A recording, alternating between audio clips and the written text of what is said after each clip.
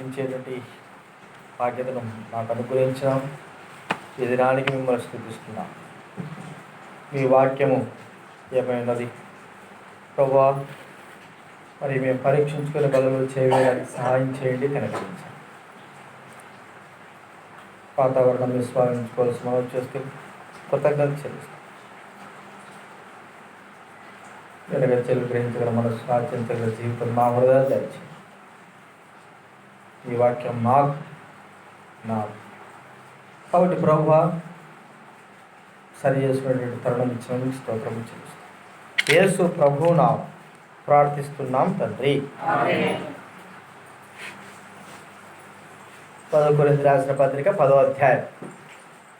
కొరింథీయులకు రాసిన మొదటి పత్రిక 10వ అధ్యాయం 16, 17 మనందరం కలిసి చదువుకుందాం. కొరింథీయులకు రాసిన మొదటి పత్రిక 10వ అధ్యాయం 16, 17 మనమందరం కూడా కలిసి చదువుకుందాం. మనం దీవించి ఆశీర్వచన పాత్రలో త్రాగుతా క్రీస్తు రక్తంలో పాలు పుచ్చుకుంటే కదా, మన విరుచులుంటే తింటా క్రీస్తు శరీరంలో పాలు పుచ్చుకుంటే కదా, మనమందరము ఆ ఒకటి విరుచులో పాలు పుచ్చుకుంటున్నాం. రొట్టె కనుక అనేకమైన మనం ఒక్క శరీరమై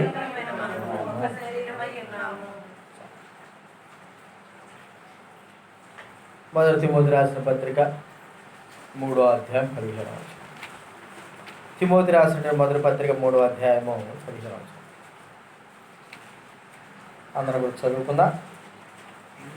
మొదటి తిమోతి రాసిన పత్రిక 3వ అధ్యాయము 15వ వచనం మనం అందరం కలిసి చదువుకున్నాం. అయినా నేను ఆలస్యం చేసిన దేవుని మందిరం కనుక జీవం గల దేవుని సంఘంలో జనులేలాగా ప్రవర్తింపాలని తెలియజేయాలని ఈ సంగతులు రాయించున్నాను. ఆ సంఘము సత్యము స్తంభంలో ఆధారంగా ఉన్నది. కొన్ని విషయాలు మనము చూసుకున్నాం. దేవుని మందిరంలో నివసించే మనం, యెహోవా మందిరంలో నివసించే మనం స్తుతించడమే కాదు, ఎలాగ ప్రవర్తించాలో కూడా మనకు తెలుసుకోవాలి. ఈ లోకంలో మనకు మర్యాద అంటూ తెలుసు. ఇంటికి వచ్చిన వారిని మర్యాద చేయడం, లోకంలో ఎలాగ జీవించాలో తెలుసు, లోక ప్రవర్తన ఎలాగా ఉంది అని గ్రహిస్తాం. మన జీవితము మరి నడిపిస్తుంటున్నాం, మంచిదే, చక్కగా మర్యాదపూర్వకంగా మనం నడుస్తున్నాం. కానీ దేవుని సంఘంలో ఎలాగ నడవాలి అన్నది మనం నేర్చుకోవాలి. పౌలు అంటాడు, దేవుని సంఘంలో జనులు ఎలాగో ప్రవర్తించాలో అన్నీ తెలుసు, కానీ దేవుని సంఘ విషయంలోకి మాత్రం మనము గ్రహింపు లేకపోతూ ఉంటుంది. వయసు ఉండొచ్చు, అనుభవం ఉండొచ్చు, లేకపోతే మనకి ఏమేమో తెలిసి ఉండొచ్చు. కానీ అనేకమైన సార్లు అని కాదు, కానీ చాలాసార్లుగా 100% మనము దేవుని సంఘంలో ఎలాగ జీవించాలా, ఎలాగ ప్రవర్తించాలా, ఎలాగుంటే దేవుడు మెచ్చుకుంటాడు, ఆయన సన్నిధిలో నివసించే మనం ఎలాగా ఉండాలి అనేది మనం తెలుసుకోలేకపోతూ ఉన్నాం. తప్పడడుగులు వేస్తూ ఉంటాం. మనము అనేకమైన సార్లు ఆయన సన్నిధిలో నివసిస్తూ దేవుని బాధ పెట్టే వారంగా ఉంటాం. మన యొక్క మంచి ప్రవర్తన లేకపోవడం, అంటే ప్రవర్తించే విధానమును తెలుసుకోకపోవడం. ఎలాగా బైబిల్ గ్రంథంలో అశూరీయులు ఇశ్రాయేలును ఆక్రమించుకున్న తర్వాత అశూరీయులు వాళ్ళు ఇష్టం వచ్చినట్టుగా ఆ దేశంలో నివసిస్తూ ఉంటే దేవుడు వారి మధ్యకి సింహాలను పంపించాడు. వాళ్ళందరూ వచ్చి మొరపెట్టుకుంటారు రాజుతో, అయ్యా మేము ఆ దేశ ప్రజల మధ్య ఉంటే సింహాలు వచ్చేస్తూ ఉంటే మమ్మల్ని చంపేస్తున్నామంటే, మరి వాళ్ళు అనుకుంటారు ఆ దేశం యొక్క దేవుని యొక్క మర్యాద మనకు తెలియదు కాబట్టి ఆ యొక్క దేశ మర్యాద తెలుసుకుంటూ ఒక యాజకుడిని తీసుకొచ్చి ఆ మర్యాద ఏదో తెలుసుకోండి, అలా నడుచుకోండి, అప్పుడు మీకు బాగా జాగ్రత్తగా ఉంటారో అని చెప్పబడతారు.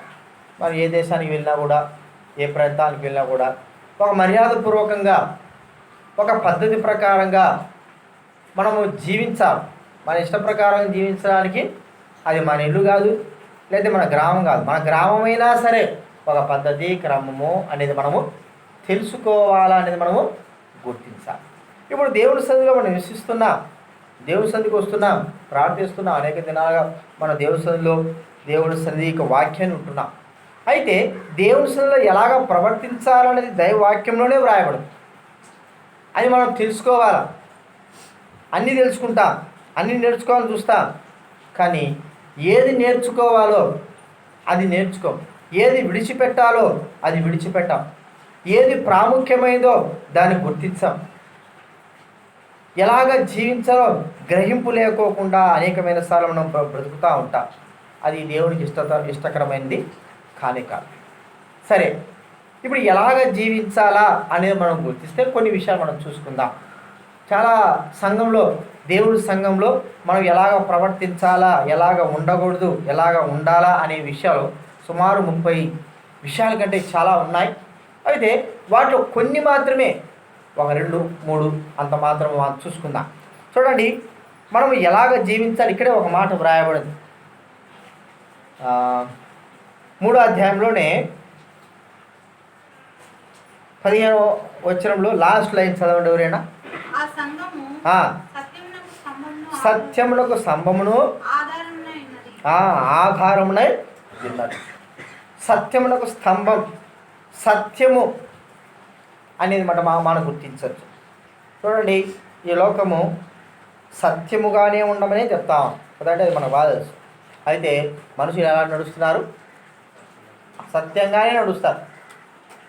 ఏ విషయమైనా చూసుకోండి, ఏ డిపార్ట్మెంట్ అయినా సరే, ఎక్కడ నివసించినా చెప్పడం మాత్రం సత్యమే, సత్యం ఉండాలంటారు. చేయడం మాత్రము అసత్యమే. అది మనకు తెలిసిన విషయమే. అయితే దేవుని సన్నిధిలో అలా కాదు. మనం ఒక విధానంలో చెప్పి మరో విధానంలో కాదు. సత్యం అంటే సత్యమే, నీ వాక్యమే సత్యము. సత్యముగా నిలిచి ఉండడమే మన ప్రాముఖ్యమైనటువంటి కర్తవ్యం. సత్యము అనే మనం గుర్తించుకోవాలి. ఒక మాట గుర్తిస్తే దాన్ని యథార్థతను కూడా చెప్పుకోవచ్చు. అయితే పర్యాపదాల్లో అయితే సత్యం ఉన్నది ఉన్నట్లుగా మనం ప్రవర్తించే వారంగా ఉండాలి. ఒకప్పుడు ఒక రకంగా, మరొకప్పుడు ఒక రకంగా మనం ఉండడం అనేది మనకు భావ్యం కాదు. మనం ఎలాగైనా జీవిస్తున్నామో అనేది ప్రాముఖ్యం కాదు. ఎట్లా జీవిస్తున్నాం, మనుషులు చూస్తున్నారు, మనుషులు చూసినప్పుడు ఒక రకంగా, మనుషులు చూడనప్పుడు ఒక రకంగా కాదు. ఒకప్పుడు బాగా ఉంటే ఒక రకంగా, బాగా లేనప్పుడు ఒక రకంగా కాదు. ప్రియమైన వారిలో రావు. ఎక్కడ ఉన్నప్పటికీ కూడా, ఏ స్థితిలో ఉన్నప్పుడు కూడా, ఎవరు ఉన్నప్పటికీ కూడా మనము సత్యముగా, నీతిగా, యథార్థంగా జీవించాలన్నది దేవుని యొక్క కోరిక. అలాగా జీవించాలి. బైబిల్ గ్రంథంలో మనం చూస్తూ ఉంటే లాబాను గురించి మనకు తెలుసుకోవచ్చు. లాబాను ఒకవేళ యాకోబు గురించి చూద్దాం. యాకోబు తన యొక్క తండ్రి కాడ తన అన్న దగ్గర కొంత మోసం చేసి, ఆ యొక్క జ్యేష్ఠత్వ హక్కును పొందినాడు. తండ్రి కాడికి వచ్చి నేనే మీ పెద్ద కుమారుడు అని చెప్పి ఆశీర్వాదం పొందాడు. వెళ్ళిపోయిన తర్వాత ప్రియమైన వాళ్ళరా, తనలో ఏ మార్పు జరిగిందో మనకు తెలియదు. లాబాను దగ్గరికి వెళ్ళినాడు, తన విషయం అంతా కూడా చెప్పుకున్నాడు. మరి లాబానుకు కుమార్తెలు ఉన్నారు. నేను మరి చిన్నమ్మాయిని చేసుకుంటాను, నీకు 7 సంవత్సరాలు నీకు కొలువు చేస్తాను, సరే చెయ్యి అన్నాడు. ప్రియమైన వాళ్ళరా, ఈ మార్గ మధ్యంలో తనకు ఒక దర్శనం కలిగింది. మనకు బాగా తెలుసు. మార్గంలో దర్శనం కలిగింది. ఆ దర్శనం ఎలాంటిది? దేవుడే దేవదూతల పై నుంచి దిగుతూ ఉన్నారు. ఆ దర్శనం కలిగిన తర్వాత తనలో ఒక గొప్ప మార్పు వచ్చింది. అది మనం గుర్తించాలి. తన తండ్రి దగ్గర, తన అన్న దగ్గర ఉన్నప్పుడు మార్పు కాదు. దర్శనం కలిగిన తర్వాత తనలో ఒక గొప్ప మార్పు వచ్చింది. అంటే అసత్యంగా, మరి లేనిది ఉన్నట్టుగా కాదు, ఉన్నది ఉన్నట్టుగానే ఉండాలి. ఏశావు లేకపోయినా కూడా నేను ఏశావుని చెప్పుకొని, లేకపోతే గొర్రెబొచ్చు కప్పుకొని తను ఏశావు, నేను నాకు ఆశీర్వాదమి, తర్వాత వేటకు పోయి తీసుకురమ్మంటే మేకపిల్ల కోసి పలమయ్య వేసింది వంట వేట మాంసము మేక మాంసము తేడాలు చెప్పండి. తింటారు తింటారు.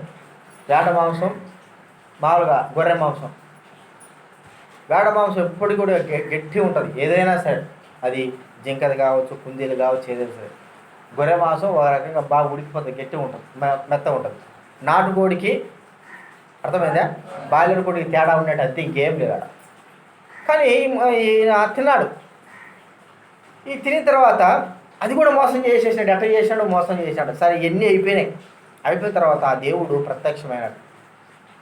ప్రత్యక్షమైన తర్వాత తనలో ఒక మార్పు వచ్చి, నేను ఇంత మోసం చేశాను కదా, ఇంత అసత్యంగా ఉన్నాను కదా, నా జీవితంలో మరి ఇంత అసత్యం నేను ఎక్కడి నుంచి తీసుకొచ్చాను. నా తండ్రి చూస్తే యథార్థవంతుడు యాకోబు, మా తాత చూస్తే అబ్రహాం, మరి ఇస్సాకు, మరి అతను కూడా యథార్థవంతుడే. మా తాత చూస్తే అబ్రహాం కూడా యథార్థవంతులే. వారు ఉన్నది ఉన్నట్లుగానే యాకోబు విషయంలో యోసేపు, ఇస్సాకు, మరి అబ్రహాం, వీరిద్దరు కూడా యథార్థవంతులే. తన జీవితం మీదకి ఇలాగ ఉంది అని తను ఒకసారి ఆలోచించుకున్న తర్వాత, దేవుని దర్శనం పొందిన తర్వాత వెళ్ళాడు. లాభాన్ దగ్గర వెళ్ళి మనం చూస్తే ఒక 20 సంవత్సరాలు అక్కడ జీవిస్తూ వచ్చాడు. 21 సంవత్సరం జీవిస్తూ వచ్చాడు. ఈ 21 సంవత్సరంలో తన సత్యము అయిన జీవితాన్ని ప్రదర్శిస్తూ వచ్చాడు. ఎక్కడ కూడా మరి మోసం చేసినట్టుగా మనకు అక్కడ కనబడదు. మోసం చేసింది తండ్రి దగ్గర, అన్న దగ్గర మోసం చేసుకున్నాడు, అయిపోయింది. కానీ 20 సంవత్సరాలు తను ఇదివరకు చేసిన రీతిలో ఉండింటే లాభాను ఎత్తిపోయినట్టుడేమో. యాకోబుకు ఉన్నటువంటి జ్ఞానం కావచ్చు, యాకోబు ఉన్నటువంటి తెలివి కావచ్చు చూసింటే లాభాన్ని ఎప్పుడో మోసపోయేవాడు. కానీ మోసం చేసేదానికి యాకోబుకు మనసు రాలేదు. ఎలా ఉండాలి, ఉంటే ఎట్లా ఉండాలి చెప్పండి, సత్యంగానే ఉండాలి, ఒకటే ఉండాలి. అంతేగాని అసత్యమైన జీవితం తనకు పనిచేయలేదు. లాభానే మోసం చేశాడు చాలాసార్లు. ఎన్నిసార్లు మోసం చేసినా తను సత్యంగా ఉన్నాడు కాబట్టి దేవుడు తన పక్షాన ఉండి తనను ఆశీర్వదిస్తూ వచ్చాడు అనే మనం ఒకసారి గుర్తించాలి. సంఘంలో మనం జీవిస్తూ ఉంటాం. బయట ఉన్న జీవితానికి, సంఘంలో ఉన్న జీవితానికి తేడా ఉంది. ఒకప్పుడు నువ్వు జీవించిన జీవితానికి, ఇప్పుడు జీవించిన జీవితానికి ఏముందండి, తేడా ఉంది. మరి ఇప్పుడు కూడా అదే జీవితంలో ఉంటే, యాకోబు దర్శనం పొందిన తర్వాత కూడా యాకోబులాగే తాను జీవించి ఉండింటే ఏమి తేడా ఉండేది? తనలో తేడా ఉండేది కాదు. తన గురించి దేవుడు వ్రాయించి పెట్టేవాడు కాదేమో. ప్రేమిన వాళ్ళరా, సత్యము అని తాను తెలుసుకున్న తర్వాత, జీవితము సత్యంలోకి నడవాలని ఆలోచించిన తర్వాత తాను అలాగే నడవడానికి ఇష్టపడుతూ వచ్చాడు. అసత్యంగా ఎన్నో చేయొచ్చు. లాభాన్ని విషయంలో గమనిస్తే లాభాన్ని ఎక్కడో ఉన్నాడు, తన గొర్రెలు ఎక్కడో ఉన్నాయి. తాను మరి ఎన్నోసార్లు మోసం చేసి ఉండొచ్చు, ఎక్కడ కూడా మోసము చేయ. మరి ఆయన అంటాడు, యాకోబు అంటాడు, ఏమంటే దుష్ట మృగముల చేత చేల్చబడిందని. ఏమంటే అయ్యా గొర్రె సింహం తినేసింది, లేకపోతే నక్కలు చేత కొట్టేసినాయి, ఈ చేసి చెప్పినా కూడా నమ్మాల్సింది కాదు. తన ఇన్ని ముఖ్యం కాదు. తనకు అప్పచెప్పబడినటువంటి ఆ యొక్క గొర్రెల విషయమై బాధ్యత వహించిన వాడు ఏం చేస్తూ వచ్చాడు? నష్టమైనా సరే తాను సొంతగా ఆ నష్టాన్ని తాను ఏం చేస్తూ వచ్చాడు? మోసం చేయడానికి ఎన్నో ఉన్నాయి కారణాలు, ఎన్నెన్నో చేసుకోవచ్చు. కానీ ఇప్పుడు మారిపోయినాడు యాకోబు. ప్రియమైన వాళ్ళరా, సత్యము ఉన్నది ఉన్నట్లుగా నీవు జీవించడానికి ఇష్టపడుతున్నావా? ఒకప్పుడు ఉన్నావు, అదే జీవితంతో ఉన్నావా? లేకపోతే ఇప్పుడు క్రీస్తు బిడ్డవైనావు, బాప్తిసం తీసుకున్నావు, బలలో చేవేస్తున్నావు, నీ ప్రవర్తన విషయంలో ఎలాగ ఉంది? అందరూ చూస్తూ ఉంటారు కదా, అందరూ చూస్తూ ఉంటారు మన ప్రవర్తన ఎలాగుంది. ఒకసారి నేను ట్రైన్లో వస్తూ ఉన్నా, వాడు గుండు చేసుకోన్నాడు, ట్రైన్లో కూర్చోన్నాడు. తిరుపతి పోయి వస్తాడు, మేము కడపకి ఏదో వెళ్తా ఉన్నాం పని మీద. నా పక్కన కూర్చోన్నాడు. కూరగాయలు అది కాయలు అమ్ముకునే ఆమె ఏం చేసింది, పండ్లు అమ్ముకునే ఆమె ఇతనితో ఏదో వాదన పడింది. నా పక్కన కూర్చోండు కదా, ఏం చేసిందంటే వాడు గుండు చేసుకున్నాడు కదా, ఆమె గట్టిగా అంటుంది, వరే నీకు గుండు చేసుకునే కూడా ఆడ పోయి గుండు చేపించుకుని చెప్పుతో కొట్టించుకునే కూడా నీకు బుద్ధి మానలేదురా అంటాను. వాడే ఆడికి పోయినాడు, దేవుని దర్శించుకున్నాడు, గుండు చేసుకున్నాడు, అన్నీ వచ్చింది, దేవుని దగ్గర వెళ్ళాడు. కానీ వాడి గుణం మాత్రము మారలే. ఆమె అంటుంది, అక్కడ పోయిన తర్వాత నువ్వు చెప్పుతో కొట్టించుకొని గుండు చేసుకొచ్చినా కూడా నీ బుద్ధి మారలేదురా అంటారు. అదేనా మన జీవితం చెప్పండి? క్రీస్తుని అంగీకరించిన జీవితం ఎలా ఉంటుంది చెప్పండి? సత్యముగా. ఆ సత్యమైన జీవితం ఒకప్పుడుతో పోయేది కాదు, ఎల్లప్పుడూ ఉండాలి. ఒకప్పుడు నువ్వు ఉన్నావు, నీ పేరు ప్రాముఖ్యమైనది కాదు, నీ జీవిత ప్రాముఖ్యం. నువ్వు నడవడిక ప్రాముఖ్యమైనది, అది ప్రాముఖ్యం. అది చూస్తారు. మనం ఎట్లుంటాం, ఒక్కోసారి కొంతమంది ఇంట్లో మందిరికాడేమో దైవబిడ్డలాగా ప్రవర్తిస్తాం, బయటేమో మరి మన ప్రవర్తన విషయంలో అసత్యం. అందుకే బయట ఎవరినైనా అడిగితే మనం ఎలాంటి వారండి అని ఎవరైనా అడిగితే, మన ఉద్యోగం చేసే ఇదిలో, పనులు చేసే దగ్గర మన గురించి ఇచ్చే సాక్ష్యమే మనం ఎలాగ జీవిస్తున్నది అనేది చెప్పబడుతుంది. మన గురించి వారు ఇచ్చే సాక్ష్యం. వాడు పనికిమాలాడండి, దేవుడు నమ్ముకున్నాడు కానీ వారి మాటలో సత్యమే లేదు, జీవితంలో సత్యం లేదు.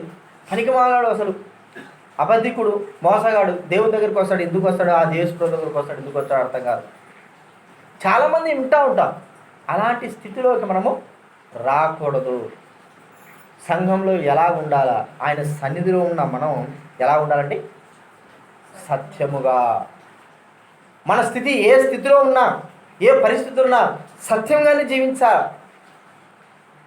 మరి హిజ్కియా కూడా అంటాడు, నువ్వు రేపు చచ్చిపోతావు, నువ్వు నీ ఇల్లు చక్కగా దిద్దుకోండి. హిజ్కియా అంటాడు, ప్రభా సత్యముతో నిన్ను ఎలాగ సేవించాను నువ్వు ఒకసారి జ్ఞాపకం చేసుకో. దావీదు గురించి కూడా రాయబడింది, పూర్ణ సత్యంతో దావీదు యెహోవాను వెతికినట్టుగా వాక్యం రాయబడింది. యెహోషువను గురించి, కాలేబు గురించి మనం చూస్తూ ఉన్నాం. వాళ్ళు కానాన్ దేశానికి వెళ్ళిన తర్వాత 40 మంది వెళ్ళారు, 12 మంది వెళ్ళారు గోత్రానికి ఒకరు. 40 దినాలు దిరుక్కొచ్చారు. ఈ యొక్క 12 మందిలో 10 మంది ఆ యొక్క దేశం గురించి కొద్దిగా చెప్పినట్లే చెప్పి మరి అసత్యం చెప్తున్నారు, బెదిరిస్తున్నారు. కానీ వీరు మాత్రము వారి బెదిరింపులకి, వారి మాటలకు లొంగలేదు.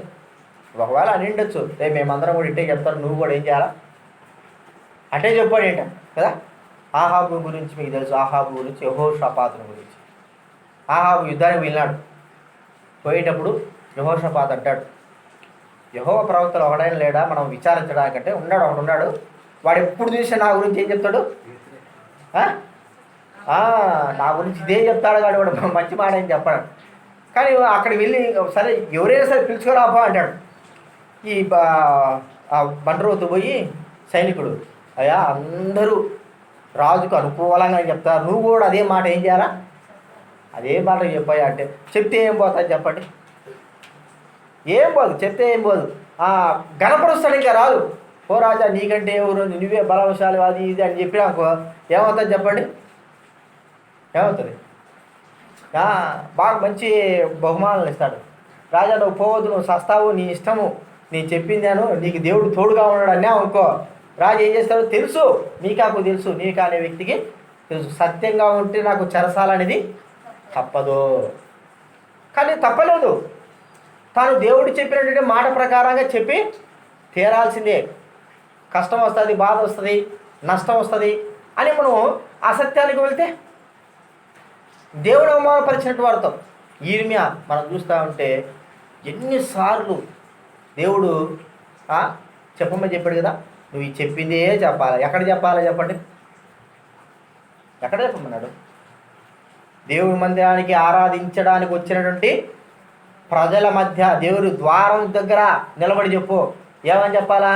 మీరందరూ కూడా బబులోను దేశానికి కొనుక్కోబడతారు, మీ జీవితాలు మార్చుకోండి, రాజు వచ్చి మిమ్మల్ని తీసుకొని పోతాడు, మిమ్మల్ని అంతా నాశనం చేస్తాడు, కోటగొడలు పడగొడతాడు, దేవుడి మందిరం పడగొడతాడు. ఈ మాటలే చెప్పాలా. అవన్నీ కూడా సత్యమైన మాటలే, అయ్యే చెప్పాలి. చెప్పకపోతే దేవుడితో తంట, చెబితే ఎవరితో తంట చెప్పండి? రాజుతో తంట అంటేనా? చెప్పకపోతే దేవుడితో తంట, చెబితే రాజుతో తంట. ఎట్లా చేయాలా ఇప్పుడు? కానీ సత్యమే ప్రాముఖ్యం, జరిగేది అదే కాబట్టి సత్యమే ప్రాముఖ్యం. కాబట్టి సత్యానికి ఏమైనాడు? తల వగ్గి ఆ మాటనే తాను చెప్పడానికి కోరుకున్నాడు. కాబట్టి సత్యము.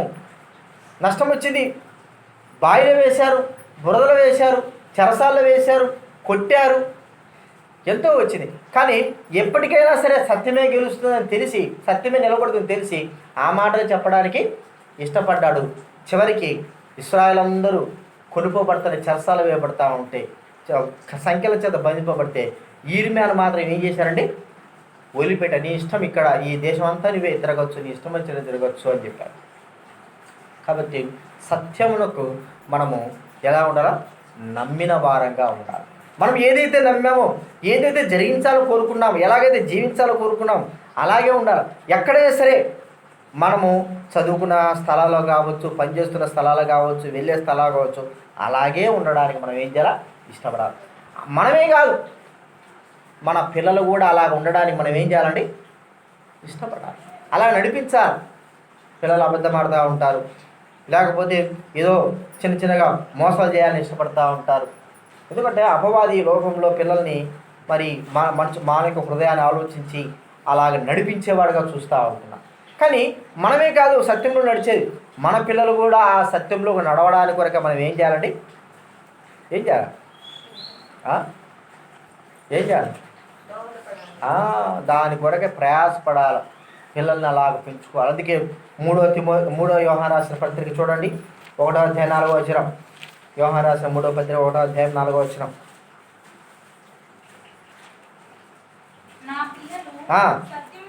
సత్యమును అనుసరించి వినుట కంటే ఎక్కువైన సంతోషము లేదు. అది మనమే సత్యం అనుసరించి కాదు, మన పిల్లలు కూడా సత్యం అనుసరించి నడుచుకోవడం అనేది మనకు సంతోషంగా ఉండాలి. నేను నడుచుకుంటే చాలే, నేను బాగుంటే చాలే కాదు, మనము కూడా అలాంటి స్థితిలోకి నడవబడే వాళ్ళు నడిపించే వారంగా ఉండాలి. అబ్రహాం చూస్తే తాను సత్యంలో నడవడమే కాదు, ఇస్సాకు కూడా అదే మార్గం నడిపించాడు. ఇస్సాకు చూస్తే తానే నడవడం కాదు, యాకోబును కూడా అదే మార్గం నడిపించడానికి ఇష్టపడుతూ వచ్చాడు. మరి ఏశావు కూడా ఉంది, కానీ తను తప్పుతూ వచ్చాడు. ప్రియమైన వాళ్ళరా, ఈ యొక్క మధ్యాహ్న కాలంలో దేవుడు మనతో మాట్లాడుతున్నాడు. దేవుని సంఘంలో సత్యము కలిగి జీవించడానికి ఇష్టపడుతున్నావా? ఉన్నది ఉన్నట్లుగా ఉండడానికి ఇష్టపడుతున్నావా? ప్రజలు ఏమనుకున్నా, మన కుటుంబస్తులు ఏమనుకున్నా, దేవుని కొరకే ఇలా ఉంది, ఇలాగ జీవించాలి, ఈ సత్యం కొరకే నేను ఉండాలా అని నువ్వు ఇష్టపడుతున్నావా? అప్పుడే దేవుడు మనల్ని ఏం చేస్తా? ఆశీర్వదిస్తాడు. అసత్యంగా ఉంటే దేవుడికి ఇష్టము లేదు. అలా ఉండడం ద్వారా దేవుడు మనల్ని దీవించాడు. ఇది మొట్టమొదటి మనం చూస్తూ ఉంటున్నాం. రెండవదిగా మనం చూస్తే చూడండి, యెషయా గ్రంథం 66వ అధ్యాయం. త్వరగా చూసుకొని ముగించుకుందాం. 2వ వచనం చదవండి. యెషయా గ్రంథం 66వ అధ్యాయం 2వ వచనం.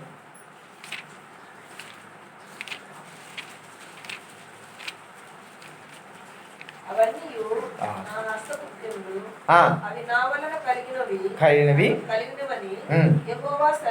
యెహోవా సెలవిచ్చుచున్నాడు. ఎవడు దీనుడై ఎవడు దీనుడై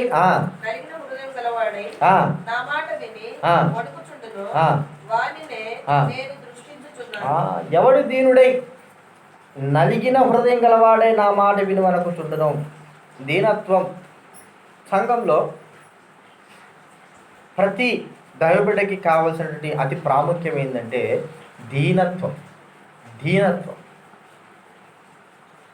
దీనులంగా, దీనత్వానికి వ్యతిరేక పదం ఏంటంటే గర్వం కదా. దీనత్వానికి వ్యతిరేకం గర్వం. గర్వంగా మనము ప్రవర్తించడం ద్వారా దాని ద్వారా మనకు నష్టమే కానీ లాభం అనేది అంత మాత్రం కూడా ఉండదు. గర్విష్ఠులందరినీ దేవుడు అణిచేవాడు. దీనులకు కృప చూపుతాడు, గర్విష్ఠులను ఏం చేస్తాడంటే అణిచేవేస్తాడు. కానీ దైవ సన్నిధిలో దీనత్వం అనేది నువ్వు నేర్చుకోగలుగుతుంటున్నావా? దీనత్వం చూపిస్తున్నావా? దీనత్వం, నీ దీనత్వము ఇతరులకు ఏం కావాలా? మార్గదర్శనం కావాలి. నీ గర్వం ద్వారా అనేకమైన వారిని నష్టాల్లోకి తీసుకొస్తావు, కానీ నీ దీనత్వం ద్వారా అనేకమైన వారిని మంచికి నడిపిస్తావు. యేసుక్రీస్తు వారు దీనుడు.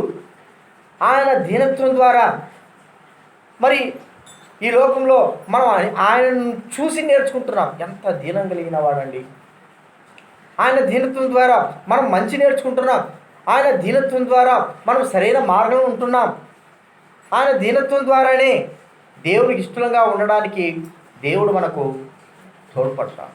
చూడండి, నీవు నేను మనుషులము ఎంత ఎదిగాము, ఎంత సీనియారిటీ ఉంది, లేదా ఎంత చదువుకున్నాము, ఎంత బలం ఉంది, ఎంత డబ్బు ఉంది, ఇవి దేవుని దృష్టికి అవసరమే లేదు. ఇవే దేవుని దృష్టికి అవసరమైతే మానవుడు మరి వాటికి ప్రయాసపడడానికి అత్యధికంగా తాను చేస్తాడు. డబ్బు సంపాదన అనుకోండి, డబ్బు కొరకే ప్రయాసపడతాడు. దేవుడికి డబ్బే కావాలనుకుంటే దేవుడిని మెప్పించడానికి ఎంతకైనా సరే ఆ డబ్బును సంపాదించడానికి ఇష్టపడతాడు. మానవుడికి మరి దేవునికి ఒక బలమే కావాలి, లేకపోతే అందమే కావాలనుకుంటే దానికోసం ఎంతైనా ప్రయాసపడతాడు దేవునికి కావాలంటే. కానీ దేవునికి కావాల్సింది ఏంటండి? దీనత్వము. ఇది మనలో రావాలంటే అంత తేలికైన విషయం కాదు. దీనత్వము మనలో రావాలి అంటే అంత తేలికైన విషయము కాదు. ఏమిటి? ఒక దీనుడైన వ్యక్తి ఏం చేయగలడంటే తన దీనత్వము దేవుని సన్నిధిలో ప్రదర్శించేవాడుగా, అన్ని విషయాల్లో తగ్గింపు కలిగిన వాడుగా, తగ్గించుకుని దీనత్వం కలిగిన వాడుగా జీవిస్తాడు. అలా ఉండడానికి మన మనస్సాక్షి, మన జీవితము, మన కుటుంబము, లేకపోతే మనకున్నటువంటి స్థాయి, లేకపోతే మనం సంపాదించుకున్న డబ్బు, మన ఉద్యోగము అన్నీ కూడా ఏమవుతాయి చెప్పండి? అడ్డుపడతాయి. నువ్వు దీనుడిగా ఉండాలంటే ఏం చేయాలి చెప్పండి? అడ్డుపడతాయి. ఏది? మనకు కలిగినవి. ఒకవేళ అవి లేకపోతే అవి లేకపోయినా ఉంటుంది, ఉన్నా ఉంటుంది కదా. మన దీనత్వం కలిగి ఉండడానికి ఏదో అవసరం కాదు. ప్రభు యొక్క దీనత్వం మనం గుర్తు చేసుకోవడం. ప్రభు ఎంత తగ్గించుకున్నాడు. మరి యూట్యూబ్లో చూస్తూ ఉంటారు, జయరాజ్ గారు ఒకసారి ఏదో సాక్ష్యం చెప్తా ఉంది. మరి ఆయన వేరే దేశం వెళ్ళినప్పుడు అక్కడికి ఒక స్త్రీ వచ్చి ఆ బాత్రూమ్ టాయిలెట్ గడికి బయటకు వస్తూ ఉంటే మరి ఆమె అన్నది, సార్ మీరు మాతో పాటు ఫ్లైట్లో వచ్చారు కదా అంటే, మీరు ఎక్కడ బట్టి నేను పైలట్ని, మరి నేను ఇక్కడికి దిగిన తర్వాత దేవస్థానానికి వచ్చాను, బాత్రూమ్ గడుగుతున్నాను అన్నప్పుడు ఆమె తను చేస్తున్న పని మన దృష్టికి ఎలా ఉంటుందంటే లోక దృష్టికి చాలా చండాలంగా ఉంటుంది. లోక దృష్టికి చాలా చండాలమైందే, చాలా మరి మనిషి దృష్టిలో అదెంతో తక్కువది. కానీ ఆమె తన ఆ సేవా పరిచర్య, తాను చేస్తున్న పనిగడును గొప్పదిగా ఎంచి దీనురాలుగా ఆ సేవ చేయడానికి, పరిచయం చేయడానికి తాను తగ్గించుకున్నాడు. చెప్పిన వాళ్ళరా, ఇలే కాదు, దీనత్వం కలిగి నువ్వు దేవుని సందులో, దేవుని పరిచర్యలో ఎంతగా కొనసాగుతావో దేవుడు నిన్ను అంతగా ఏం చేస్తాడు? హెచ్చిస్తాడు. మనం ఎప్పుడైతే గర్వంగా ఉంటామో, మనకు కలిగిన దాన్ని బట్టి గర్విష్ఠంగా ఉంటామో, ఇప్పుడు కాకపోయినా ఎప్పటికైనా సరే దేవుడు మన ఎడల కోపమే చూస్తాడు. దేవుడు దృష్టి మన మీద ఉండాలంటే మనము ఎంతగా దేవుని సన్నిధిలో తగ్గించుకుంటే అంతగా దేవుడు మనం ఏం చేస్తాడు? అది ప్రాముఖ్యం. దీనత్వం అనేది ప్రాముఖ్యం. అదే నేర్చుకోకపోతే ఇంకేం నేర్చుకుంటాం? మనమే తగ్గించుకొని మన పిల్లలకి మనం తగ్గించుకొని దేవుని సేవ చేయకపోతే, మా దగ్గర మేము ఉన్న వేరే చోట ఒక ఆయన ఉన్నాడు, చిన్న ప్లేట్ కూడా ఎత్తుకోమోలేడు. దేవుని మందిరంలో చిన్న ప్లేట్ కూడా భార్యతో ఎత్తించాడు. ఆయన కూడా పని చేస్తుంటలే, ఆయన మంచి దీనురాలు, బాగా తగ్గించుకొని పని చేస్తుంటారు. తను కూడా దీనుడే. కానీ కొన్ని విషయాలు కుటుంబాలు ఎట్లుంటాయంటే చిన్న ప్లేట్ కూడా ఎత్తేటువంటి స్థాయి ఉండదు. ఇంట్లో ఎత్తలేకపోయినావులే, మందిరంలోనే ఎత్తకపోతే అట్ట, ఇంట్లో పని చేయలేకపోయినా మందిరంలో పని చేయకపోతే అట్ట, నీకు కలిగింది ఎక్కువే ఉండదు, నువ్వు ఎక్కువగానే జీవిస్తూ ఉండొచ్చు. వాటన్నింటినీ ప్రభు ఎదుట తూచితే మనం ఏ పాటి వారమండి? అంత కూడా తక్కువే. దేవుడికి పరిచయం చేయడానికి క్రీస్తు వారు దీనుడై గాడిద మీద ఈ లోకంలో ఆయన తిరగాల్సి వచ్చింది. గాడిద మీద ఊరేగాడు, దీనుడైనాడు. తన యొక్క శిష్యుల యొక్క పాదాలు కడగడానికి కూడా ఇష్టపడ్డాడు, కడిగాడు కూడా. అది దీనత్వం. ఆ దీనత్వంలోకి మనం ఎప్పుడైతే వస్తామో దేవుడు అప్పుడు మనల్ని ఏం చేస్తాడు? ఆశీర్వదిస్తాడు. కొద్దిగా అయినా సరే గర్వం ప్రవేశిస్తే అది ఇంకా ఎక్కువైపోతుంది. తర్వాత నిన్ను దీనునిగా చేయదు, దేవుని సేవ చేయనీదు, నీవు దీనుడిగా కనబడడానికి ఇష్టపడదు. మన ద్వారా అంత నష్టానికి కారణమవుతుంది. దీనత్వము అనేది మనం నేర్చుకోవాలా దేవుడి సంఘంలో. అది లేకపోతే నీవు ఎంత చేసినా ఎంతున్నా అంత కూడా వ్యర్థమే అని ఒకసారి గుర్తించాలి. ఈ లోకంలో చాలామంది దీనులుగా ప్రవర్తిస్తూ ఉంటారు, మంచిదే. ఎంత దీనంగా ఉంటారంటే వారి దీనత్వం లోకస్తులు చెప్పేది. ఒక్కోసారి నేను చదువుతూ వచ్చాను, మరి రజనీకాంత్, అది సినిమా యాక్టర్, చెప్పాలి కొద్దిగా, ఒక సన్యాసి, ఒక గురువు ఎవరో తన ఇంటికి వచ్చాడట. అతను అప్పుడు ఇంట్లో లేడు. వచ్చిన తర్వాత ఆయనకు ఒక రూమ్ ఇచ్చారు. ఆ రజనీకాంత్ ఉండే రూమే అంట ఆ పరుపు. సరే ఈయన పోయి ఆడ పడుకో అంటే రాత్రి ఎప్పుడో వచ్చాడు. ఆయన వచ్చిన తర్వాత గురువు తన స్థానంలో ఏదో ఒక గురువు పడుకో అన్నాడు. అంటే లేపి అయ్యాను వాడు జరిగి నేను పనుకుంటా అనవచ్చు. కానీ కింద దుప్పటి వేసుకొని పనుకున్నాడంట. ఎందుకు నువ్వు మళ్ళీ లేచిన తర్వాత ఎందుకు నువ్వు నన్ను ఒక లేపలేకపోయినా, నీదే కదా ఈ ఇల్లు అంటే, మీరు పెద్దలు ఎప్పుడో ఒకసారి వస్తారు కదా, మేము పడుకుంటే తప్పేం లేదు అంటే. ఒక లోకస్తునికి అంత మనం దీనత్వం ఉంటే దేవుని బిడ్డలంగా మనకెంత దీనత్వం ఉండాలి చెప్పండి. మనం ఎంతగా తగ్గించుకోవాలా, ఎంత దీనులంగా ఉండాలా. దేవుని ఎదుట, దేవుని బిడ్డల ఎదుట మన దీనత్వం ఎంతగా కనబడాలి. క్రీస్తు దీనత్వం ఒక్కసారి గుర్తించుకోండి. పరలోకం వదిలి ఏం చేశాడు ఆయన? భూలోకం వచ్చాడు. అదే గొప్ప దీనత్వం. రావడమే కాదు, శిష్యుల పాదాలు కడిగాడు. ప్రాణాన్ని క్రయధనంగా ఇవ్వడానికి ఆయన ఇచ్చాడు. ఇంతకంటే దీనులు ఈ ప్రపంచంలో ఎవరు కూడా లేరు. ఆ స్థితిలోకి రావాలి. అది సంఘంలో ఉంటున్నటువంటి మనము నేర్చుకోవాల్సిన విషయం. గర్వం అందరూ ప్రవర్తిస్తారు. గర్వంగా ప్రవర్తించడం అది ఒక లెక్క కాదు. మనం గొప్ప చెప్పుకోవడం ఒక లెక్క కాదు. మనం దీనులుగా చేసుకోవడమే గొప్ప సంగతి. ఆ స్థానంలోకి మనం రావాలి. అప్పుడు మనము దీనులుగా దేవుని దృష్టిలో ఉంచబడతాం. ఏదైనా ఒక పెద్ద ఉద్యోగి దగ్గర కింద పనిచేస్తున్న వ్యక్తులు వారి యొక్క ప్రవర్తన బట్టి, వారి యొక్క దీనత్వాన్ని బట్టి వారు ఏం చేస్తారంటే వారికి ప్రమోషన్ ఇవ్వడము అలా చేస్తూ ఉంటారు. గర్విష్టిగా గర్వం కలిగినటువంటి ఉంటే వాడు ఏం చేస్తారు చెప్పండి? ఇంకా అనగదొక్కుతారు కదా. గర్విష్ఠుడు ఏం చేస్తారు? అనగదొక్కుతారు. మంచి ప్రవర్తన కలిగి, దీనం కలిగి చెప్పింది చేస్తూ ఉంటే పై అధికారులు కూడా ప్రేమ కలిగిన వారు ఏం చేస్తారంటే, అరే ఈ పిల్లవాడు ఇది వ్యక్తి దీనత్వం కలిగిన వాడుగా ఉన్నాడు, మనకు ఉపయోగపడతారు, తన స్థానాన్ని పెంచుతారు. యోసేపు విషయంలో కూడా అదే మనం చూస్తూ ఉన్నాం. ఎక్కడున్నాడు యోసేపు? చెరసాల్లో, ముందు పొతిఫెర ఇంట్లో దీనం కలిగిన వాడు. ఆ స్థానంలోకి రావడం కారణం ఏంటి? తన దీనత్వమైన స్థితి, సత్యమైన స్థితి, అది ఆ స్థానంలోకి తీసుకొచ్చింది. ఇంటినంతటి కూడా ఏమైపోయినాడండి? అధికారిగా దీనం కలిగిన వాడు. చెరసాలలో పోయినాడు, అదే స్థితిలో ఉన్నాడు. చెరసాల నాయకుడు కూడా అంతా అప్పచెప్పేశాడు. మరి తనకి ఏమైపోయింది? ఇప్పుడు ఆ దేశానికి అధికారిగా చేయబడ్డాడు. అంత గొప్ప స్థానంలోకి వచ్చాడు. కాబట్టి ప్రియమైన వాళ్ళరా, దీనత్వం మనం ఎప్పుడైతే నేర్చుకోమో మనలో గర్వం ప్రవేశిస్తుంది. ఇతరులు మనం తప్పసరి చూస్తారు. తద్వారా ఏమైపోతుందంటే గర్వము సర్వనాశనం. గర్వం ద్వారా మనమే పాడైపోతాం. మనం పాడు కావడం కాదు, ఇతరులు కూడా పాడు చేస్తాం, సంఘాన్ని కూడా పాడు చేస్తాం. నేర్చుకోవాల్సింది ఒకటైతే నేర్చుకోకూడదు మన జీవితంలో ఏర్పడతా ఉంది.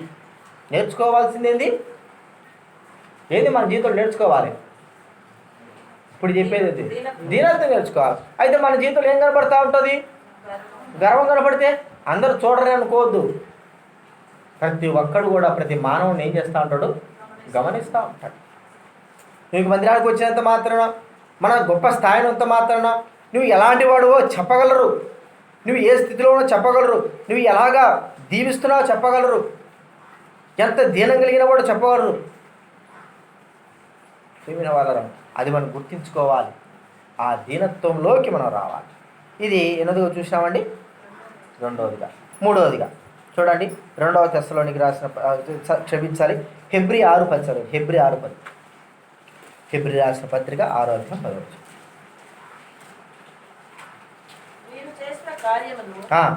పరిశుద్ధులకు ఉపచారం చేసి ఇంకనూ ఉపచారము చేయుచుండుట చేత తన నామమును బట్టి చూపిన ప్రేమను మరుచుటకు దేవుడు అన్యాయస్తుడు కాడు. తన నామమును బట్టి చూపిన ప్రేమను చూపుటకు దేవుడు అన్యాయస్తుడు. ప్రేమ అనేటువంటి విషయం మనకు అందరికీ తెలుసు, ఎప్పుడు వింటానే ఉంటాం ఈ ప్రేమ విషయం గురించి. మరి లోకంలో కూడా ప్రజలు కోరుకునేది కూడా ప్రేమే, ప్రజల మధ్య ప్రేమనే మనం చూస్తూ ఉంటాం. అయితే దైవికమైన ప్రేమకు లోక సంబంధమైన ప్రేమకు ఎంత వ్యత్యాసం ఉందో మనకు బాగా తెలుసు, చాలా వ్యత్యాసం ఉంది.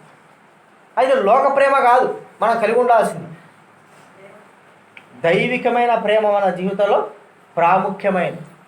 దేవుని నామాన్ని బట్టి మీరు చూపిన ప్రేమను మరచుటకు ఏమి ప్రేమ ఇలాంటిది. అందుకే బైబిల్ గ్రంథంలో 1 యోహాను రాసిన పత్రిక 3వ అధ్యాయము 18 వచ్చిన చదవండి. 18 వచ్చిన 1 యోహాను 3:18. చిన్నపిల్లలారా మాటతోను క్రియతోను సత్యముతోను ప్రేమ. మాటతో నాలుగుతో కాదు, క్రియ సత్యం ఎలాగ ప్రేమించేవారు. ఇది ప్రాముఖ్యమైనది. మనకు చాలామంది అంటారు, కొంతమంది గురించి మేము వింటూ ఉంటాం, అతనిలో ప్రేమే లేదండి, అన్నీ ఉన్నాయి, ప్రేమించలేడు, ప్రేమ చూపలేడు, దైవికమైన ప్రేమ అతనిలో లేదు. లోక సంబంధమైనది కాదు, దైవికమైన ప్రేమ తనలో కళ్ళొకలేకపోతా ఉంటున్నా. ఇలాంటి సాక్ష్యం అనేక సార్లు మన గురించి కూడా చెప్పబడతా ఉంటుంది, ప్రత్యక్షంగాను పరోక్షంగాను చెప్తా ఉంటారు. ప్రేమ అనేది మనకు చాలా ప్రాముఖ్యమైనది. అది దైవిక సంబంధమైన ప్రేమ ఎలాగ చూపిస్తూ ఉంటున్నా, ఏ విధానంలో, విశ్వాసుల మధ్య నీ యొక్క ప్రేమ ఎలాగ ఉంది, దైవికమైన ప్రేమ విశ్వాసులకు నువ్వు ఎలాగ చూపిస్తున్నావు. దేవుని ప్రేమ చూపించాల్సింది దేవునికి కాదు, ఆ ప్రేమ ఎవరు చూపించాలా? దేవుని ప్రేమ దేవునికి చూపిస్తావా? మనుషులకు చూపించడమే దేవుని ప్రేమ యొక్క ప్రాముఖ్యత. దేవుని ప్రేమ మనుషులకు చూపించాలి. దేవుడు చూపించేది దేవునికి ఎందుకు? దేవుని ప్రేమ దేవుడి దగ్గరే ఉంది. ఆ ప్రేమను మనం ఏం చేయాలండి? మనుషులకు చూపించాలి, దైవబిడ్డలకు చూపించాలి, లోకస్తులకు చూపించాలి. క్రీస్తు ప్రేమ, తన ప్రేమ, తండ్రి ప్రేమ, మరి కుమారుడు ప్రేమ, కుమారుడు తండ్రి ప్రేమించే ప్రేమ తండ్రికి చూపించడం కాదు, ఆ ప్రేమను ప్రజలకైనా మనకు చూపించాడు. అది దైవికమైన ప్రేమ. అది మనం కలిగి ఉన్నామా? ఆ ప్రేమ ఎలాగ ఉంది? సకల పరిశుద్ధులు దైవికమైన ప్రేమను గుర్తిస్తారు. ఈ వ్యక్తిలో ఎలాంటి ప్రేమ ఉంది, ఏ విధానంలో ప్రేమిస్తున్నాడు, శత్రువులు ప్రేమిస్తున్నాడా, లేకపోతే మిత్రులను ప్రేమిస్తున్నాడా, లేకపోతే మనల్ని ద్వేషించేవారు ప్రేమిస్తున్నాడా, ఎలాగా ప్రేమిస్తున్నాడు? మన ప్రేమ అంతా వన్ సైడే, ఎవరైతే మనం ప్రేమిస్తారో వాళ్ళనే ప్రేమిస్తారు. అంతవరకు అంతకుమించి మనం ఎక్కువ పోం. ఒకవేళ ప్రేమించాలనుకున్నా కూడా ఆశించే ప్రేమిస్తాం, ఏదైనా ఆశించిన తర్వాతనే ప్రేమించడానికి ఇష్టపడతాం. ఆ వ్యక్తి గురించి మనకి ఏదైనా లాభం ఉంది అంటేనే ప్రేమిస్తాం. అయితే దైవికమైన ప్రేమ అలాంటిది కాదు.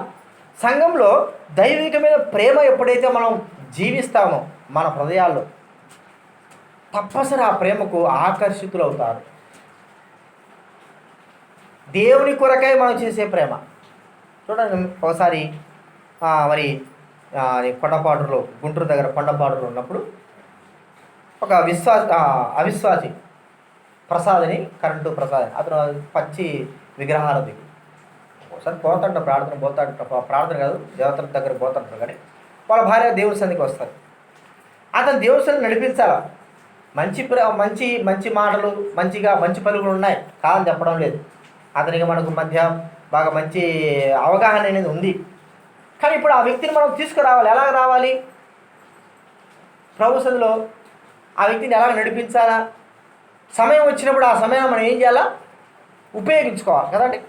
సమయం వచ్చినప్పుడు మనం ఏం చేయాలి? ఆ సమయాన్ని దేవుని ప్రేమను చూపించే సమయం వచ్చినప్పుడు మనం ఏం చేయాలి? ఆ ప్రేమను చూపించాలి. ఉన్నట్టుండి ఆ వ్యక్తికి ఇంకా ఆ ఊరు వాళ్ళకి గొడవ జరిగింది. ఈ వ్యక్తి సన్నగా బాగా ఉంటాడు, తోస్తానికి వెనక్కి కింద పడిపోయినాడు, తలగా తగిలింది కొద్దిగా దెబ్బ. కొద్దిగా మరి దెబ్బ తగిలేలాగా హాస్పిటల్ తీసుకుపోయినాడు. బాగా మనకు అతను రిలేషన్ నీళ్ళు వదులుతుంటాడు మున్సిపాలిటీలో, నీళ్ళు వదిలి కొద్ది రిలేషన్ మాట్లాడుకోవడం చేస్తూ ఉంటాం. ఇప్పుడు హాస్పిటల్ ఉన్నాడు, తెలిసింది మనకు అతనికి ఎటువంటి బంధం లేదు, కానీ అతను మనం సంపాదించుకోవాలంటే క్రీస్తు ప్రేమను మనం ఏం చేయాలా? చూపించక తప్పదు. కొంత ఖర్చు అవుతుంది, అది ప్రాముఖ్యం కాదు, కానీ క్రీస్తు ప్రేమ అతను చూపాలి. తప్పనిసరి ఆ ప్రేమ ద్వారా అతను వస్తాడు అనే ఉద్దేశంతో వెళ్ళిన. గుంటూరులో హాస్పిటల్ అడుక్కుంటాం, ఎక్కడ ఉన్నారు ఆ ఫోన్ నెంబర్ తీసుకుని ఏ హాస్పిటల్ ఉన్నా ఎక్కడో నడుచుకుంటా పోయినా 1.5 కిలోమీటర్ ఆ హాస్పిటల్లో ఉన్నాడు. లోపల ఉన్నాడు. భార్య కూడా, వాళ్ళ భార్య ప్రార్థనకు వచ్చేది, అంటే వస్తుంది అప్పుడప్పుడు. వెళ్ళిన తర్వాత లోపలికి పళ్ళు తీసుకుపోయి ఇచ్చాము, ఏదైనా అట్లా జరిగింది పరామర్శించాము, ప్రార్థన చేసి వచ్చాము, అంతే అండి. ఇంకా అంతకుమించి ఏం చేయలేదు, ప్రార్థనకు వచ్చేసాం. ఇంకా దేవత లేదు, దయాలు లేదు. సార్ మీరు ఎక్కడ వాళ్ళు నన్ను వెతుక్కుంటూ వచ్చారు, మీరు దేవుని ప్రేమ మనం ఏమైనా పెద్దగా చేసినామా? లక్షలు ఖర్చు పెట్టాం చెప్పండి, ఎంత ఖర్చు పెట్టాం? సమయాన్ని వెతికి, అర్థమైందా? ఆ వ్యక్తి ఇప్పుడు ఆపదలో ఉన్నాడు, వెంటనే ఏం చేయాలి? మనము పరామర్శించే ప్రేమను మనం చూపాలి. తప్పనిసరి వచ్చాడు. కనీసం సంవత్సరానికి 4-5 సార్లు వస్తాడు, నెలలకు వచ్చేవాడు. ఇంకా మున్సిపాలిటీ పడి కాబట్టి ఆ పనులు తిరుగుతాడు. వారి భార్య వస్తుంది, ఇంట్లో మీటింగ్ పెట్టించుకున్నాడు, ఇంట్లో ఇల్లు ప్రతిష్ట మేమే చేసినాం. అన్యుడు ఒక ప్రేమ చూపిస్తే దైవికమైన ప్రేమ దేవుని సంధికి ఆశించి, ఏ దాన్ని ఆశించి మనం చూపించాం ఆ ప్రేమ చెప్పండి? ఆ వ్యక్తి ఆత్మ ప్రభు సంధికి రావాలని ఆశే. ఆ వ్యక్తి ద్వారా మనకి ఏదో జరుగుతుందని కాదు. మనం ఆశించే ప్రేమ, మనలో ఉన్న క్రీస్తు ప్రేమ ఇతరులకు చూపిస్తే, క్రీస్తు చూపించడం కాదు. మీరు ఒకరినొకరు ప్రేమించుకోండి, నేను మిమ్మల్ని ఎలా ప్రేమించాలో మీరు కూడా అలాగే.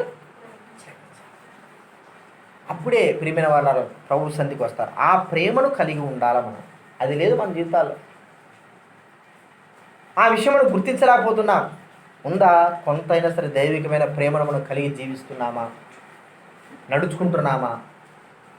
ప్రేమను ఇతరులకు చూపిస్తున్నామా? ఊరికే చెప్పడమే కాదు, ఏమంటాడు? మాటతోనూ నాలుగుతోనూ కాక సత్యముతో ప్రేమించాలా. ఇది మనం చూపించాం, ఏదేదో చూపిస్తాడు. ఏది చూపిస్తాం చెప్పండి? మీటింగ్లు వచ్చినప్పుడు, లేకపోతే ఇండిపెండెన్స్ డే వచ్చినప్పుడు పెద్ద పెద్ద సారోళ్ళకి బిస్కెట్ ప్యాకెట్లు అవి తీసుకోపోతాం, పూలమాలలు తీసుకోపోతాం, వాళ్ళు మెప్పించేదానికి అవి చేస్తాం, ఇవి చేస్తాం. వాళ్ళు మెప్పించేదానికి వాళ్ళ ఇంటికాని ఏదో ఒకటి తీసుకోపోతా అంటాం. ఈ మధ్యదే బాగా ఉండే, కాదు చెప్పలేదు. కానీ ఏది ప్రేమ? ఏది చెప్పండి? వాళ్ళు తీసుకోవడానికి అలవాటు పడినారు, కానీ వారి జీవితంలో దేవుని ప్రేమ అనేది మనము క్రీస్తు ప్రేమ. వారి కష్టాలు ఉన్నప్పుడు వారికి అండగా నిలవడం, వారి బాధలు ఉన్నప్పుడు వారి కొరకై ప్రార్థించడం, ఏదైనా మనకు తగిన సహాయం వారికి చేయడం, అది అసలైన ప్రేమ. అప్పుడు వారు ఏం చేస్తారు చెప్పండి? ఓహో, ఈ వ్యక్తి దేవుని బిడ్డ, దేవుని ప్రేమ ఇలాగ ఉంటుంది చూస్తారు. మనం చూపించే ప్రేమ ఎప్పటికి కూడా మనుషుడికి అన్యాస్తాడు. ఏదో ఒక రీతిలో ఆ ప్రేమను బట్టి ఒక వ్యక్తిని ఆకర్షిస్తాం. ఆ ప్రేమ మనలో ఉండడం ద్వారా ఇతరులు కూడా మరి సంతోషిస్తారు, ఇతరులు కూడా నేర్చుకుంటారు, ఇది క్రీస్తు ప్రేమను గుర్తిస్తారు. మనలో అలాంటి ప్రేమ లేకపోతే చెప్పండి, అలాంటి ప్రేమే లేకపోతే మనం దేవుని బిడ్డలమేనా? ప్రజలు, ఈ లోకంలో ప్రజలు మొట్టమొదటి చూసేది ఏంటంటే ప్రేమను. మన సువార్త పోయి చెప్తా ఉంటే అన్యజనుల మధ్య, లేకపోతే భేదవారి మధ్య వాళ్ళు కోరుకుంటేది మన దగ్గర నుంచి దేవుని ప్రేమ. మన దగ్గర అంత లేదులే, ఏదేదో ఆశిస్తూ అంటారు. కానీ వారు కష్టాల్లో ఉన్నప్పుడు మనం వారికి తగినటువంటి సహాయం చేసినప్పుడు దేవుని ప్రేమను గుర్తించేవారుగా ఉంటారు. మాటతో కాదు, నాలుగుతో కాదు, ఎట్లా? సత్యముతో మనము ప్రేమించాలా. దైవ సన్నిధిలో ఉంటున్న దైవ బిడ్డలైన వారి విషయంలో కూడా అలాంటి స్థితిలోకి మనం రావాలి. అప్పుడే దేవుని ప్రేమ అనేది మనము చూడగలము. విశ్వాసులైన వారు ఆ దినాల్లో ఎంత ప్రేమ కలిగిన వారు వచ్చారంటే వాళ్ళకు కలిగినంత కూడా వ్యయం చేసుకోవడానికి కూడా ఇష్టపడుతూ వచ్చారు. దేవుని ప్రేమ బలవంతం చేస్తూ వచ్చింది. పౌలు అంటాడు, క్రీస్తు ప్రేమ మమ్మల్ని ఏం చేస్తూ ఉంది? బలవంతం చేస్తూ ఉంది.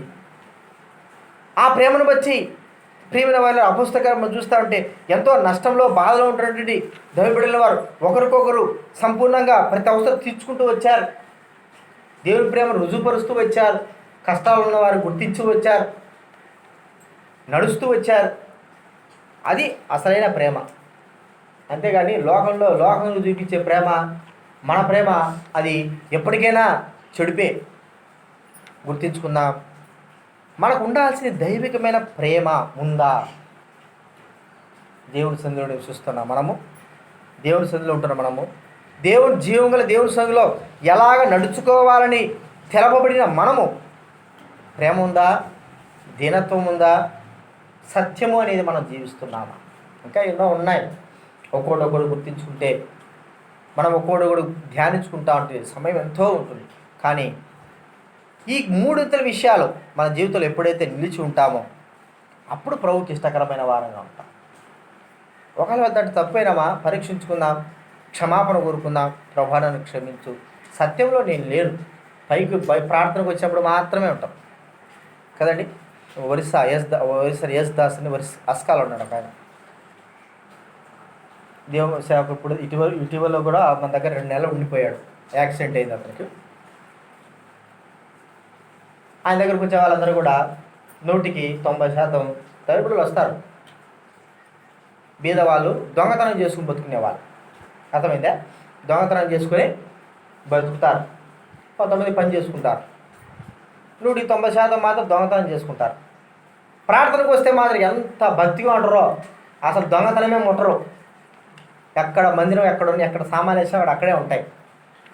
ప్రార్థన నుంచి బయటికి పోతే ఎక్కడుండే సామాన్ ఉండవు. ఇక నిజంగా అదే, నేను అబద్ధం చెప్పడం లేదు, అది నిజమే.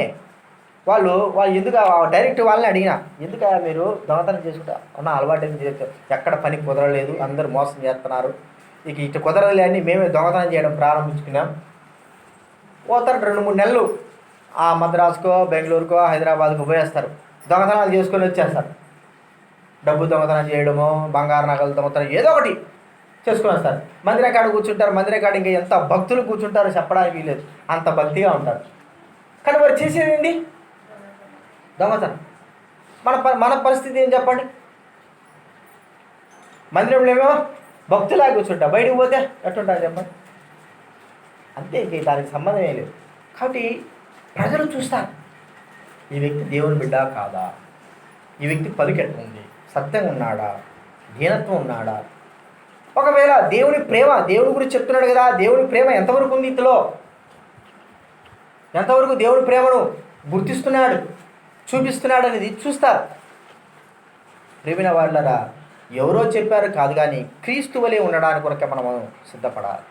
అలాగ లేమా పరీక్షించుకుందాం. ప్రభువా నేను లేను, తెలిసినా కూడా అనేకమైన సార్లు నేనే కాదు నా పిల్లలు కూడా అలాగ లేరు, దీనత్వం కలిగిన వాడగా లేను, సత్యముగా ఉండలేకపోతున్నాను, కొన్నిసార్లు దారి తప్పేవాడుగా ఉంటున్నాను, నన్ను క్షమించండి.